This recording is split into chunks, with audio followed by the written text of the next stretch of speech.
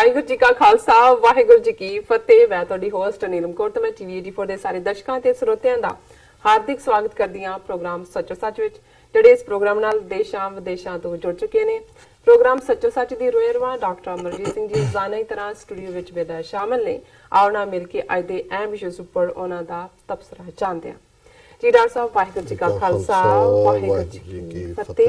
ਜੀ doctor Sahib ji ਆਨੂੰ programme ਸੱਚੋ ਸੱਚ ਵਿੱਚ ਬਹੁਤ ਸ਼ੁਕਰੀਆ ਜੀ। ਡਾਕਟਰ ਸਾਹਿਬ ਅੱਜ 2 ਮਈ 2019 ਵਿਸਾਖ ਨਾਨਕ ਸ਼ਾਹੀ ਸੰਮਤ 551 ਦਾ ਦਿਨ ਹੈ ਤੇ ਡਾਕਟਰ ਸਾਹਿਬ ਪ੍ਰੋਗਰਾਮ ਸ਼ੁਰੂ ਕਰਨ ਤੋਂ ਪਹਿਲਾਂ ਅਸੀਂ ਆਪਣੇ ਦਰਸ਼ਕਾਂ ਤੇ ਸਰੋਤਿਆਂ ਨੂੰ ਹਮੇਸ਼ਾ ਤਰ੍ਹਾਂ ਦੱਸਦੀਏ ਵੀਅਰਸ, ਜੇ ਤੁਸੀਂ ਹੱਕ ਸੱਚ ਇਨਸਾਫ ਤੇ ਪੈਰਾ ਦਿੰਦਾ ਇੱਕੋ ਇੱਕ ਚੈਨਲ ਟੀਵੀ 84 ਨੂੰ ਦੇਖਣਾ ਚਾਹਦੇ ਹੋ ਤਾਂ ਤੁਸੀਂ ਦੇਖ ਸਕਦੇ ਹੋ spectrum cable, RCN cable, Bell 5 cable in Canada, roku, Jadoo box, ਸ਼ਾਵਾ, ਫੇਸਬੁੱਕ, ਟੀਵੀ 84 ਦੀ ਐਪ ਰਾਹੀਂ online streaming and IP box ਤੇ ਤੁਸੀਂ ਟੀਵੀ 84 ਨੂੰ ਦੇਖ ਸਕਦੇ ਹੋ। ਵੀਅਰਸ, ਜੇ ਤੁਸੀਂ ਟੀਵੀ 84 ਨਾਲ ਜਾਂ ਪ੍ਰੋਗਰਾਮ ਸੱਚੋ ਸੱਚ ਨਾਲ ਫੇਸਬੁੱਕ ਰਾਹੀਂ ਜੁੜੇ ਹੋ ਤਾਂ ਇਸ ਨੂੰ ਵੱਧ ਤੋਂ ਵੱਧ ਲਾਈਕ ਕਰੋ ਤੇ ਸ਼ੇਅਰ ਕਰੋ ਅਤੇ ਨਾਲ ਹੀ YouTube ਤੇ ਸਬਸਕ੍ਰਾਈਬ ਵੀ ਕਰੋ। Thank you so much. So keep watching TV 84। ਜੀ ਡਾਕਟਰ ਸਾਹਿਬ ਪ੍ਰੋਗਰਾਮ ਦੀ ਸ਼ੁਰੂਆਤ ਕਰਦੇ ਹਾਂ ਅੱਜ ਦੇ ਅਹਿਮ ਇਸ਼ੂ ਦੇ ਨਾਲ। ਜੀ ਡਾਕਟਰ ਸਾਹਿਬ ਕੀ ਕਹਿਣਾ ਚਾਹੋਗੇ? ਦੇਖੋ, ਕੱਲ ਭਾਰਤੀ ਮੀਡੀਆ ਬੜਾ ਜਿੰਗੋਇਸਟ ਮੂਡ ਦੇ ਵਿੱਚ ਸੀ ਜੀ, ਪੁੱਠੀਆਂ ਛਾਲਾਂ ਮਾਰ ਰਹੇ ਸੀ। ਬਿਲਕੁਲ, ਇਲੈਕਟ੍ਰੋਨਿਕ ਵੀ, ਪ੍ਰਿੰਟ ਵੀ, ਸੋਸ਼ਲ ਵੀ ਜਿੱਤ ਗਿਆ ਸਾਡਾ ਭਲਵਾਨ ਜਿੱਤ ਗਿਆ। ਜੀ, ਤੇ ਜਿੱਤ ਕੀ ਸੀ ਕਿ ਜੀ 10 ਸਾਲ ਬਾਅਦ ਮਸੂਦ ਅਜ਼ਹਰ ਨੂੰ ਯੂਨਾਈਟਿਡ ਨੇਸ਼ਨਸ ਵੱਲੋਂ ਦਹਿਸ਼ਤਗਰਦ ਐਲਾਨ ਦਿੱਤਾ ਗਿਆ। ਹੁਣ 10 ਸਾਲ ਲੱਗੇ ਇਹਨਾਂ ਨੂੰ ਇਹ ਸਾਰੀ ਲੌਬੀ ਇੱਕ ਸਿਰੇ ਤੋਂ ਦੂਸਰੇ ਸਿਰੇ ਤੱਕ, ਕਦੇ ਇੰਗਲੈਂਡ ਦੇ ਪੈਰ ਫੜੇ, ਕਦੇ ਫਰਾਂਸ ਦੇ ਫੜੇ, ਕਦੇ ਰੂਸ ਦੇ ਫੜੇ, ਫਿਰ ਅਮਰੀਕਾ ਦੇ ਕੋਲ ਆ ਕੇ ਡਿਗੇ ਔਰ ਇਵੈਂਚੁਅਲੀ ਚੀਨ ਦੇ ਵੀ ਤਰਲੇ ਕੱਢੇ ਕਿਉਂਕਿ ਟੈਕਨੀਕਲ ਗਰਾਊਂਡ ਦੇ ਉੱਤੇ ਚਾਈਨਾ ਉਹਨੂੰ ਹੋਲਡ ਕਰ ਰਿਹਾ ਸੀ। ਬਿਲਕੁਲ। ਔਰ ਕੱਲ ਦੇ ਸੈਗਮੈਂਟਸ ਅਸੀਂ ਇਸ ਦੇ ਜਿਹੜੇ ਡਿਫਰੈਂਟ ਆਸਪੈਕਟ ਨੇ ਕਿ ਆਲਰੇਡੀ ਮਸੂਦ ਅਜ਼ਹਰ ਇਹਨਾਂ ਦਾ ਹੀ ਬੰਦਾ, ਇਹਨਾਂ ਦੇ ਜਹਾਜ਼ 'ਚ ਜਸਵੰਤ ਸਿੰਘ ਫੋਰਨ ਮਿਨਿਸਟਰ ਔਰ ਅਜੀਤ ਡੋਵਲ ਇੰਟੈਲੀਜੈਂਸ ਬਿਊਰੋ ਵਾਲਾ ਉਹਨੂੰ ਲੈ ਕੇ ਕੰਧਾਰ ਦੇ ਵਿੱਚ ਤਾਲਿਬਾਨ ਦੇ ਹਵਾਲੇ ਕਰਕੇ ਆਇਆ।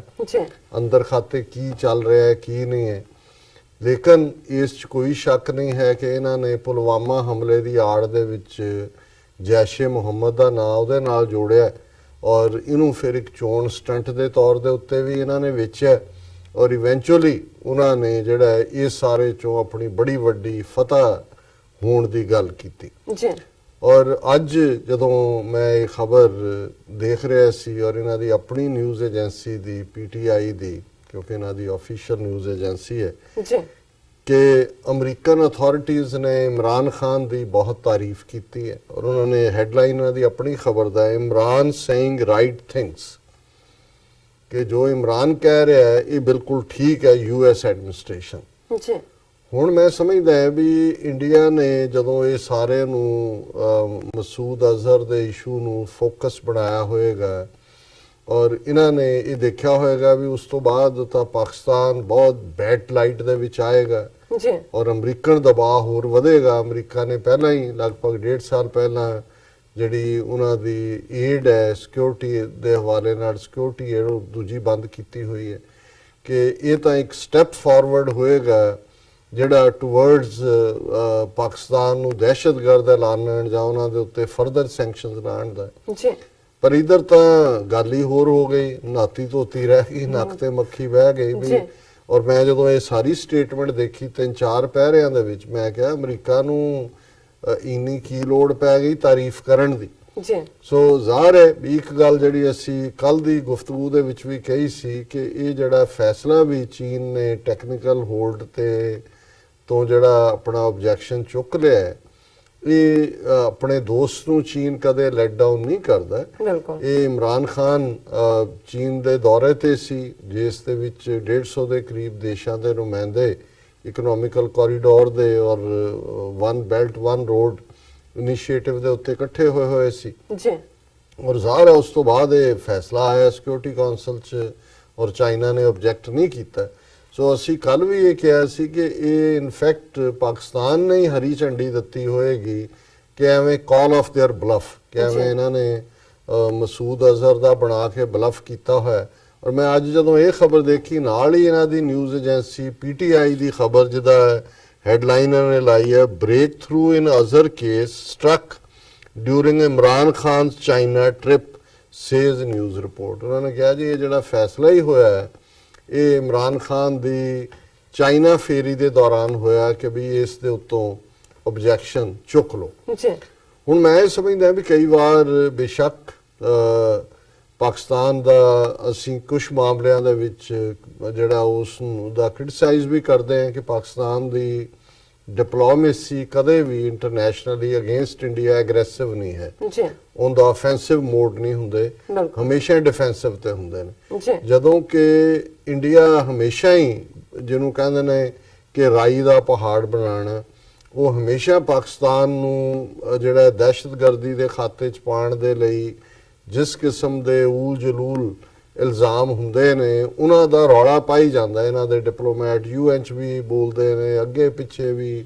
ਮੀਡੀਆ 'ਚ ਵੀ ਇਹਨਾਂ ਨੇ ਬੰਦੇ ਫਿੱਟ ਕੀਤੇ ਹੋਏ ਨੇ, ਥਿੰਕ ਟੈਂਕਾਂ 'ਚ ਵੀ ਇਸ ਹਵਾਲੇ ਦੇ ਨਾਲ ਖਬਰਾਂ ਲਵਾਉਂਦੇ ਰਹਿੰਦੇ ਨੇ। ਜੀ ਪਰ ਇਸ ਦੇ ਉਲਟ ਪਾਕਿਸਤਾਨ ਜਿਹਦੇ ਕੋਲ ਜ਼ਾਹਰ ਹੈ ਕਿ ਜੇ ਕੁਲਭੂਸ਼ਣ ਯਾਦਵ ਵਰਗਾ ਇਹਨਾਂ ਦਾ ਰਾਹ ਦਾ ਉਸ ਲੈਵਲ ਦਾ ਬੰਦਾ ਹੱਥ ਆਇਆ ਹੈ, ਬਿਲਕੁਲ ਔਰ ਕਿੰਨੇ ਹੋਰ ਜਿਹੜੇ ਉਹਨਾਂ ਨੇ ਉਹ ਸਰਬਜੀਤ ਹੋਏ, ਕਸ਼ਮੀਰ ਹੋਏ, ਕਿੰਨੇ ਇੰਡੀਆ ਦੇ ਕੋਲ ਕਿੰਨੇ ਕਦੇ ਜਿਹੜੇ ਪਾਕਿਸਤਾਨ ਦੇ ਜਸੂਸ ਕਹਿ ਕੇ ਉਹ ਦੁਨੀਆ ਨੂੰ ਦੱਸ ਸਕਣਗੇ ਜੀ ਪਾਕਿਸਤਾਨ ਇਹਨਾਂ 'ਚ ਅੰਦਰੂਨੀ ਗੜਬੜ ਕਰਦਾ ਹੈ। ਜੀ ਲੇਕਿਨ ਇਹਦੇ ਬਾਵਜੂਦ ਪਾਕਿਸਤਾਨ ਨੇ ਕਦੇ ਵੀ ਉਹਨਾਂ ਦੇ ਡਿਪਲੋਮੈਟਸ ਨੇ ਐਗਰੈਸਿਵ ਲਾਈਨ ਨਹੀਂ ਲਈ।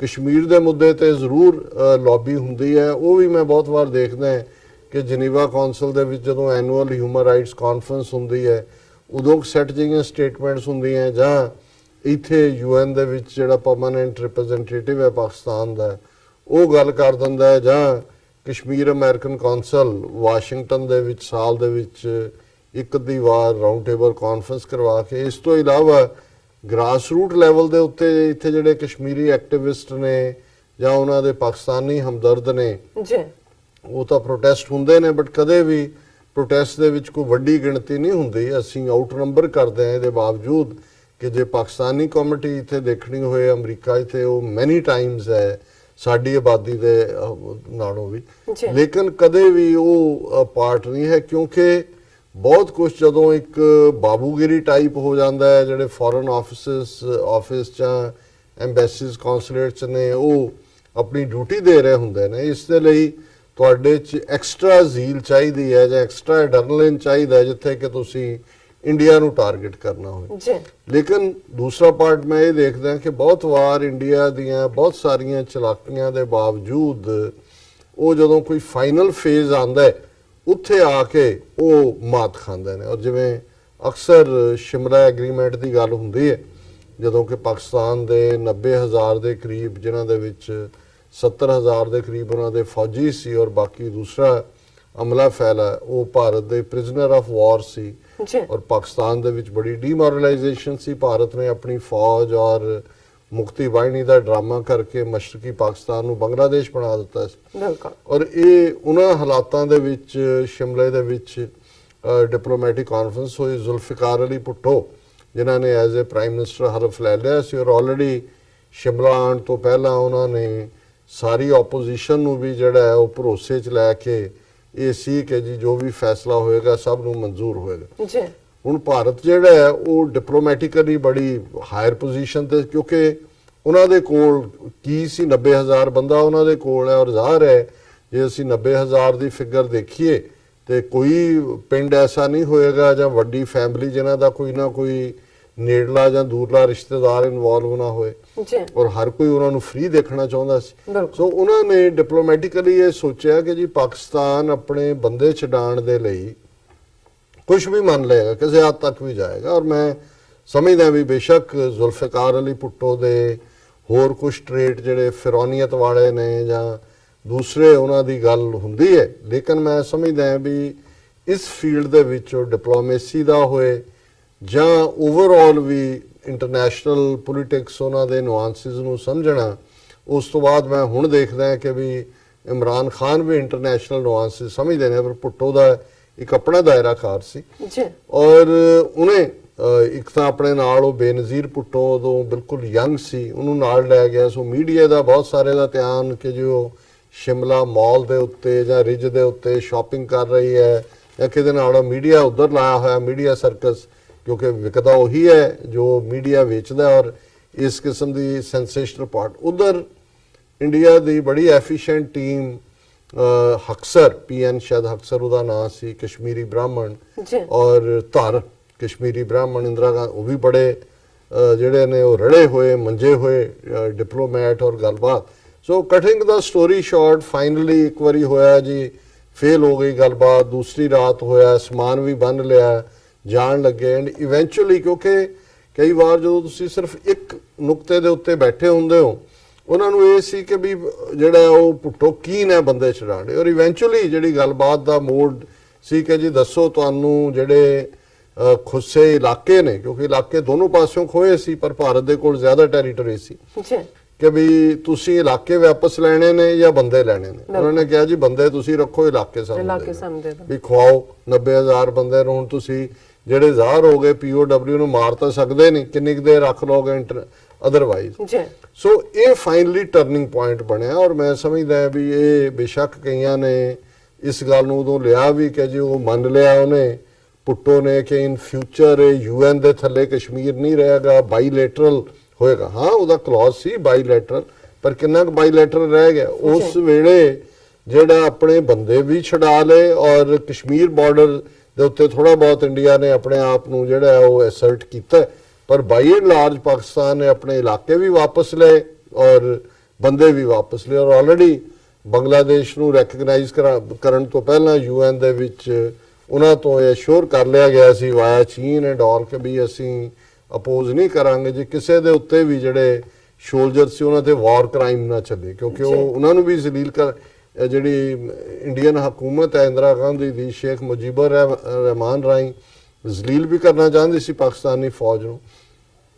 ਸੋ ਕੁੱਲ ਮਿਲਾ ਕੇ ਕਈ ਵਾਰ ਜਿਹੜੀ ਤੁਸੀਂ ਚੀਜ਼ ਬੈਟਲ ਦੇ ਵਿੱਚ ਜਿੱਤੀ ਹੁੰਦੀ ਹੈ, ਕਈ ਵਾਰੀ ਤੁਸੀਂ ਟੇਬਲ ਤੇ ਹਾਰ ਜਾਂਦੇ ਹੋ। ਜਿਵੇਂ ਅਸੀਂ ਜਦੋਂ 47 ਦੇ ਦੌਰ ਦੀ ਆਪਣੀ ਅਹਿਮਕ ਲੀਡਰਸ਼ਿਪ ਦੀ ਗੱਲ ਕਰਦੇ ਹਾਂ ਕਿ ਭਾਈ ਅਸੀਂ ਕਿਵੇਂ ਜਿੱਤੀ ਬਾਜ਼ੀ ਹਾਰੀ, ਤੀਸਰੀ ਅਸੀਂ ਧਿਰ, ਤੀਸਰੀ ਕੌਮ, ਰਾਊਂਡ ਟੇਬਲ ਕਾਨਫਰੰਸ ਦੇ ਵਿੱਚ ਵੀ ਸਾਡੀ ਨੁਮਾਇੰਦਗੀ 1849 ਚ ਮਾਈਨਰ ਦਲੀਪ ਸਿੰਘ ਦੇ ਗਾਰਡੀਅਨ ਬਣ ਕੇ ਇਹਨਾਂ ਨੇ ਰਾਜ ਲਿਆ ਸੀ। ਫੌਜ ਦੇ ਵਿੱਚ ਅਫਸਰ 35%, 18-19% ਸ਼ੋਲਜਰੀ ਦੇ ਵਿੱਚ।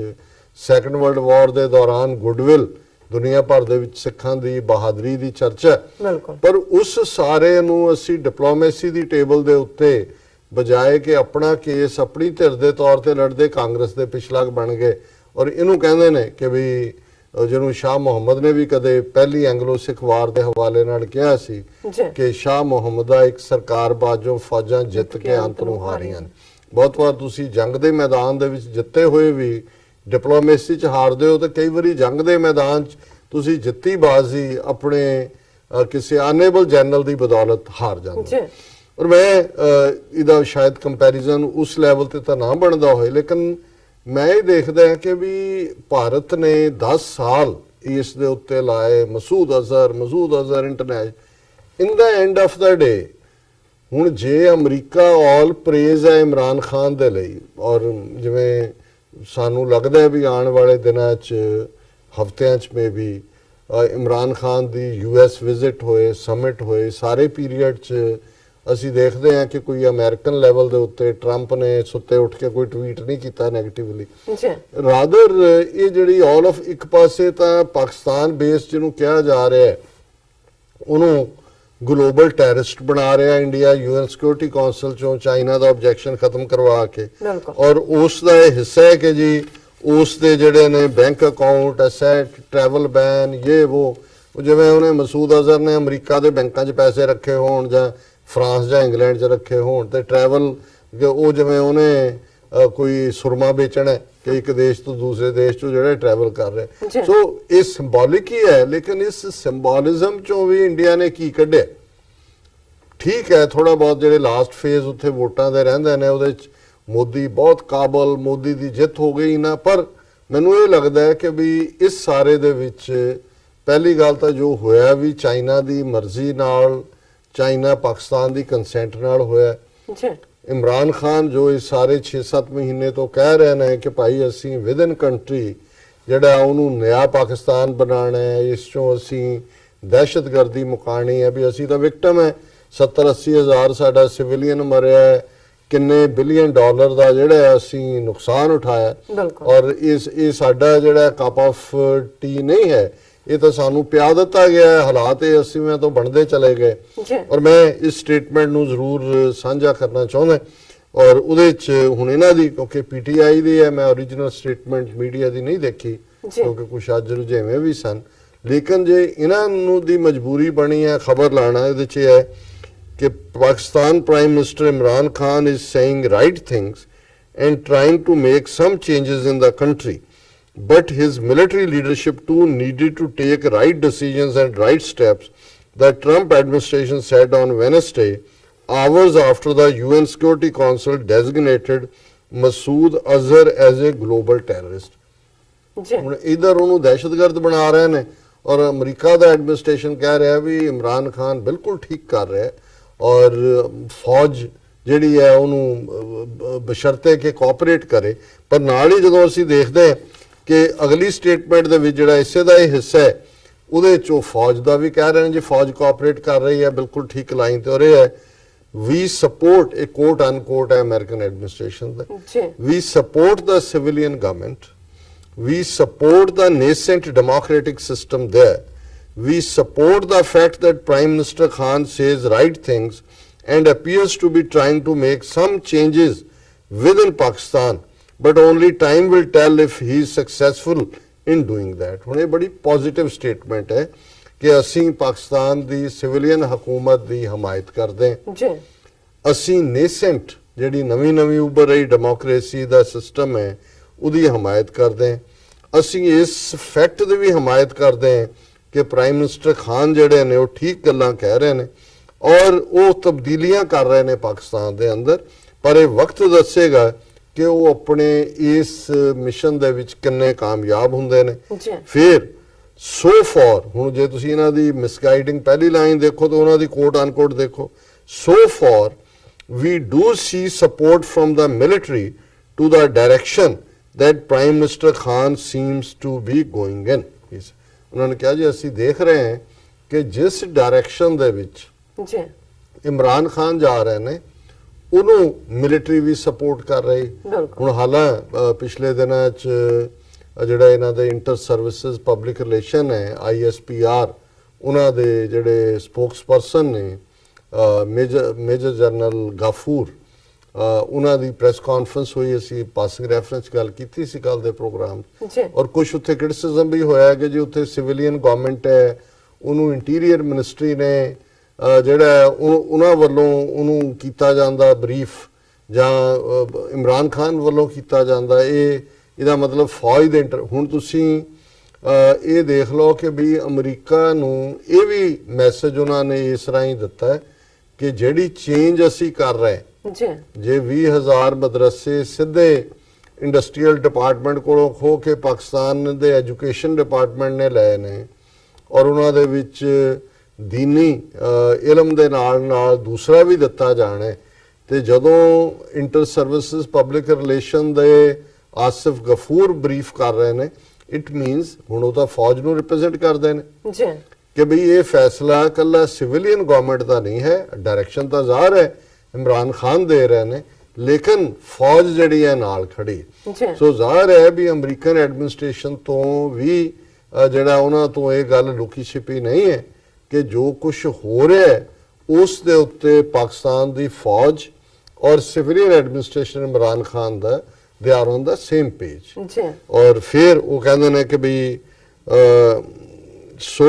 we do appreciate that Pakistan is saying the right thing, has taken the initial step that we are looking for, but we reserve judgment because we have seen backpacking in the past. उन्होंने कहा जी पहला भी कई बारी होके पीछे हटे ने, लेकिन पाकिस्तान ठीक गल कर रहा है, चंगे स्टेप ले रहा है, और असी जड़ा है उन्होंने जड़ा तारीफ करते हैं। फिर क्या है, Imran Khan is very public about wanting stability in the region, pointing out how important that is for Pakistanis to prosper and to have economic development, which is one of his core campaign promises.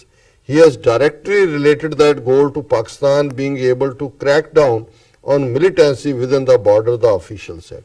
ਹੁਣ ਇਸ ਤੋਂ ਵੱਧ ਕੇ ਇਹ ਲੱਗਦਾ ਨਹੀਂ ਵੀ American state official ਬਿਆਨ ਦੇ ਰਿਹਾ, ਇਹਨਾਂ ਨੂੰ ਕੀ ਪਿਆ ਵੀ ਐਕਸਟਰਾ ਜਾ ਕੇ ਕਹਿ ਰਹੇ ਨੇ ਜੀ। ਇਮਰਾਨ ਖਾਨ ਪਬਲਿਕਲੀ ਕਹਿ ਰਿਹਾ ਕਿ ਉਸ ਖਿੱਤੇ ਦੇ ਵਿੱਚ ਜਿਹੜਾ ਉਹ ਸਟੇਬਿਲਿਟੀ ਚਾਹੁੰਦੇ ਨੇ, ਔਰ ਪਾਕਿਸਤਾਨ ਦੇ ਲਈ ਇਹ ਕਿੰਨਾ ਜ਼ਰੂਰੀ ਹੈ ਕਿ ਉਹ ਆਰਥਿਕ ਤੌਰ ਦੇ ਉੱਤੇ ਪ੍ਰੋਸਪਰ ਕਰੇ, ਉਹਨਾਂ ਦੀ ਤਰੱਕੀ ਹੋਏ, ਜਿਹੜਾ ਉਹਨਾਂ ਦੀ ਇਲੈਕਸ਼ਨ ਦੇ ਦੌਰਾਨ ਜਿਹੜੇ ਵਾਅਦੇ ਸੀ ਉਹਦਾ ਵੀ ਹਿੱਸਾ ਹੈ। ਔਰ ਉਹਨਾਂ ਨੇ ਕਿਹਾ ਕਿ ਵੀ ਉਹ ਇਸ ਗੋਲ ਨੂੰ ਜਿਹੜਾ ਇਕਨੋਮਿਕਲ ਪ੍ਰੋਸਪੈਰਿਟੀ ਦਾ ਸਿੱਧੇ ਤੌਰ ਦੇ ਉੱਤੇ ਜਿਹੜਾ ਮਿਲੀਟੈਂਸੀ ਨੂੰ ਕੰਟਰੋਲ ਕਰਕੇ ਇਸ ਪਾਸੇ ਧਿਆਨ ਦੇਣ ਵੱਲ ਆ ਰਹੇ ਨੇ। ਸੋ ਜ਼ਾਹਰ ਹੈ, ਮੈਂ ਸਮਝਦਾ ਵੀ ਜੇ ਹੁਣ ਡਿਪਲੋਮੈਟਿਕ ਵਿਨ ਵੀ ਦੇਖੀ ਹੋਏ, ਕਹਿਣੀ ਹੋਏ, ਤੇ ਜ਼ਾਹਰ ਹੈ ਕਿ ਇਹ ਵੀ ਪਾਕਿਸਤਾਨ ਦੀ ਵਿਕਟਰੀ ਹੈ ਕਿ ਇੱਕ ਪਾਸੇ 10 ਸਾਲ ਬਾਅਦ ਭਾਰਤ ਦੇ ਹੱਥ 'ਚ ਛੁਣਛੁਣਾ ਫੜਾ ਦਿੱਤਾ, ਲਓ ਜੀ ਹੋ ਗਿਆ ਮਸੂਦ ਅਜ਼ਹਰ ਮਸੂਦ ਦਹਿਸ਼ਤਗਰਦ ਗਲੋਬਲ, ਦੱਸੋ ਹੋਰ ਤੁਸੀਂ ਕੀ ਚਾਹੁੰਦੇ ਹੋ। ਨਾਲ ਦੀ ਨਾਲ ਉਹਨਾਂ ਨੇ ਪਾਕਿਸਤਾਨ ਦੀ ਤਾਰੀਫ, ਇਹ ਤਾਂ ਇਵੇਂ ਹੀ ਹੋਇਆ ਵੀ ਕੁੱਟ ਕਿਸੇ ਨੂੰ ਪੈ ਰਹੀ ਹੈ ਔਰ ਜੇਬ ਕਿਸੇ ਦੀ ਜਿਹੜੀ ਹੈ ਉਸ ਦੇ ਵਿੱਚ ਗਿਫਟ ਪਾਏ ਜਾ ਰਹੇ ਨੇ ਕਿ ਵੀ ਬਹੁਤ ਵਧੀਆ ਬਹੁਤ ਵਧੀਆ। ਸੋ ਮੈਂ ਸਮਝਦਾ ਵੀ ਇਹ ਪਾਕਿਸਤਾਨ ਦੇ ਲਈ ਚੰਗਾ ਸ਼ਗਨ ਹੈ। ਔਰ ਜਿਵੇਂ ਸਾਡੇ ਕੁਝ ਮਿੱਤਰ ਸਾਨੂੰ ਇਹ ਕਹਿੰਦੇ ਨੇ ਕਿ ਜੀ ਅਸੀਂ ਲੋੜ ਤੋਂ ਜ਼ਿਆਦਾ ਉਸ ਪਾਸੇ ਵੱਲ ਜਾ ਰਹੇ ਹਾਂ, ਤੇ ਮੈਂ ਕਿਹਾ ਜੀ ਗੱਲ ਇਹ ਹੈ ਕਿ ਅਲਟੀਮੇਟਲੀ ਤੁਹਾਨੂੰ ਪਹਿਲੀ ਗੱਲ ਤਾਂ ਸਾਊਥ ਏਸ਼ੀਆ ਦੇ ਖਿੱਤੇ 'ਚ ਪਾਕਿਸਤਾਨ ਦੀ ਕਾਇਮੀ ਜਿਹੜੀ ਹੈ ਉਸ ਪ੍ਰਿੰਸੀਪਲ ਦੇ ਉੱਤੇ, ਜਿਹੜਾ ਮਜ਼ਹਬ ਦਾ ਸੈਪਰੇਟ ਨੇਸ਼ਨ ਹਿੰਦੂਆਂ ਨਾਲੋਂ, ਉਸ ਦੇ ਉੱਤੇ ਬੁਨਿਆਦ ਹੈ ਪਾਕਿਸਤਾਨ ਦੀ 23 ਮਾਰਚ 1940 ਦੀ ਡੈਕਲੇਰੇਸ਼ਨ। ਔਰ ਜੇ ਪਾਕਿਸਤਾਨ ਦੀ ਜਿਹੜੀ ਹੈ ਖੁਸ਼ਹਾਲੀ, ਸਟੇਬਿਲਿਟੀ ਜਾਂ ਅਮਨ ਖਤਰੇ 'ਚ ਹੁੰਦਾ ਹੈ, ਇਹ ਕਨਸੈਪਟ ਵੀ ਜਿਹੜਾ ਹੈ ਉਹ ਹਿੱਲਦਾ, ਕਿਉਂਕਿ ਉਹਦੇ ਨਾਲ ਫਿਰ ਤੁਹਾਡਾ ਖਾਲਿਸਤਾਨ ਦਾ ਕੇਸ ਵੀ ਜਿਹੜਾ ਇਸੇ ਹੀ ਕਨਸੈਪਟ ਦੇ ਉੱਤੇ ਖੜਾ ਉਹ ਕਮਜ਼ੋਰ ਹੁੰਦਾ ਹੈ। ਹਾਲਾਂ ਇੰਡੀਅਨਸ ਦੇ ਕੁਝ ਪ੍ਰੋਪੇਗੈਂਡੇ ਦਾ ਸ਼ਿਕਾਰ ਪਾਕਿਸਤਾਨੀ ਵੀ ਹੁੰਦੇ ਨੇ। ਦੇਖੋ ਜੀ 2 ਨੇਸ਼ਨ ਥਿਊਰੀ ਫੇਲ ਹੋ ਗਈ ਔਰ ਬੰਗਲਾਦੇਸ਼ ਬਣ ਗਿਆ, ਬੰਗਲਾਦੇਸ਼ ਹਿੰਦੂ ਦੇਸ਼ ਬਣਿਆ, ਬੰਗਲਾਦੇਸ਼ ਈਵਨ ਪਾਕਿਸਤਾਨ ਤੋਂ ਵੀ ਪਹਿਲਾਂ ਇਸਲਾਮਿਕ ਦੇਸ਼ ਬਣਿਆ। ਸੋ ਜ਼ਾਹਿਰ ਹੈ ਕਿ ਗੱਲ ਠੀਕ ਹੈ, ਉਹਨਾਂ ਦੇ ਆਪਣੇ ਗ੍ਰੀਵੈਂਸਿਸ ਸੀ ਔਰ ਕਿਤੇ ਨਾ ਕਿਤੇ ਪਾਕਿਸਤਾਨ ਦਾ ਜਿਹੜੀ ਮੇਨ ਬੋਡੀ ਹੈ ਉਹਨੂੰ ਨਹੀਂ ਕੰਟਰੋਲ ਕਰ ਸਕੀ ਠੀਕ ਟਾਈਮ ਤੇ, ਲੇਕਿਨ ਬੰਗਲਾਦੇਸ਼ ਵੀ ਇੱਕ ਇਸਲਾਮਿਕ ਕੰਟਰੀ ਬਣਿਆ। ਸੋ 2 ਨੇਸ਼ਨ ਥਿਊਰੀ ਕਿ ਵੀ ਮੁਸਲਮਾਨ ਅੱਡ ਨੇ, ਉਹ ਤਾਂ ਨਹੀਂ ਟੁੱਟਿਆ ਹੈ। ਸੋ ਦੂਸਰਾ ਪਾਰਟ ਅਸੀਂ ਦੇਖਦੇ ਹਾਂ ਕਿ ਸਾਡੇ ਹਮਸਾਏ ਦੇ ਤੌਰ ਤੇ, ਔਰ ਜਦੋਂ ਅਸੀਂ ਖਾਲਿਸਤਾਨ ਦੀ ਗੱਲ ਕਰਦੇ ਹਾਂ, ਪਾਕਿਸਤਾਨ ਇੰਡੀਆ ਦੀ ਹੌਸਟਿਲਿਟੀ 1000 ਸਾਲ ਦੀ ਇਹਨਾਂ ਦਾ ਮਾਈਂਡਸੈਟ, ਅੱਜ ਜਿਨ੍ਹਾਂ ਦੇ ਕੋਲ ਇੰਡੀਆ 'ਚ ਪੋਲੀਟੀਕਲ ਪਾਵਰ ਹੈ ਔਰ ਕਦੇ ਵੀ ਉਹਨਾਂ ਦਾ ਪਾਕਿਸਤਾਨ ਨੂੰ ਐਕਸੈਪਟ ਨਾ ਕਰਨਾ, ਅਖੰਡ ਭਾਰਤ ਘੁੰਮ ਰਿਹਾ। So Khalistan as a buffer state ਜਵਾਬ ਹੈ। ਔਰ ਕੋਈ ਵੀ ਐਸਾ ਫੈਕਟਰ ਮੈਂ ਨਹੀਂ ਦੇਖਦਾ ਜਿਹੜਾ ਅਗਲੇ ਸੈਂਕੜਿਆਂ ਸਾਲਾਂ 'ਚ ਪਾਕਿਸਤਾਨ ਦੇ ਨਾਲ ਸਿੱਖਾਂ ਦੇ ਜਾਂ ਖਾਲਿਸਤਾਨ ਦੇ ਤਕਰਾਰ ਦਾ ਹੋਏ, ਕਿਉਂਕਿ ਜ਼ਾਹਿਰਾ ਤੌਰ ਦੇ ਉੱਤੇ ਬਾਰਡਰ ਡਿਫਾਈਨਡ ਨੇ, ਜ਼ਾਹਿਰਾ ਤੌਰ ਦੇ ਉੱਤੇ ਜਿਹੜੀ ਵੱਖਰੀ ਹੋਂਦ ਦੀ ਗੱਲ ਐਜ਼ ਅ ਬਫਰ ਸਿੱਖਾਂ ਦੀ, ਉਹ ਕੇਸ ਸਾਡਾ ਜਿਹੜਾ ਮੁਸਤਕਬਿਲ ਵੀ ਜੁੜਿਆ ਹੋਇਆ ਹੈ ਸਾਡੇ ਲਈ, ਉਹੀ ਸੈਂਟਰਲ ਏਸ਼ੀਆ ਤੱਕ ਰਾਊਟ ਹੈ, ਲੈਂਡ ਰਾਊਟ, ਜਿੱਥੋਂ ਅਸੀਂ ਵਪਾਰ ਵੀ ਕਰਨਾ ਹੈ। ਸਾਡੇ ਗੁਰਧਾਮ ਨੇ, ਗੁਰਦੁਆਰੇ ਨੇ, ਮੱਕਾ ਮਦੀਨਾ ਜਿਨ੍ਹਾਂ ਦੀ ਪਾਕਿਸਤਾਨ ਟੇਕ ਕੇਅਰ, ਜ਼ਾਹਿਰ ਹੈ ਬ੍ਰਦਰਲੀ ਫਰੈਂਡਲੀ ਰਿਲੇਸ਼ਨਸ, ਕੌਮਾਂ ਦੀ ਸਾਂਝ ਦੀ ਗੱਲ ਹੈ।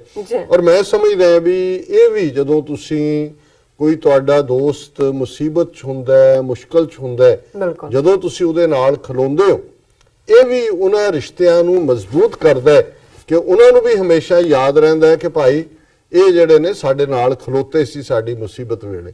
ਬਾਕੀ ਜਿਹੜਾ ਹੈ ਉਹ ਜ਼ਾਹਿਰ ਹੈ ਅਸੀਂ ਇਸ ਗੱਲ 'ਚ ਯਕੀਨ ਰੱਖਦੇ ਹਾਂ ਕਿ ਅਲਟੀਮੇਟ ਸਾਡੀ ਡੈਸਟਨੀ ਇੱਕੋ ਹੀ ਹੈ ਔਰ ਸਾਡਾ ਦੁਸ਼ਮਣ ਵੀ ਇਕੱਲਾ ਉਸ ਮਾਮਲੇ 'ਚ ਨਹੀਂ। ਜੇ ਵਿਦਨ ਇੰਡੀਅਨ ਮੈਪ ਵੀ ਅਸੀਂ ਗੱਲ ਕਰੀਏ, ਕਸ਼ਮੀਰੀਆਂ ਦੀ ਸਟਰਗਲ ਹੈ, ਕਸ਼ਮੀਰ ਔਰ ਖਾਲਿਸਤਾਨ ਦਾ ਬਾਰਡਰ ਜੁੜਦਾ ਹੈ ਔਰ ਦੁਸ਼ਮਣ ਇੰਡੀਅਨ ਸਟੇਟ ਹੈ। ਭਾਰਤ ਦੇ ਨਕਸ਼ੇ 'ਚ 200 ਮਿਲੀਅਨ ਮੁਸਲਮਾਨ ਨੇ, ਉਹ ਵੀ ਅਕਲੀਅਤ 'ਚ ਨੇ, ਅਸੀਂ ਵੀ ਅਕਲੀਅਤ ਆ, ਮਾਈਨੋਰਿਟੀ ਹੈ, ਘੱਟ ਗਿਣਤੀ ਹੈ।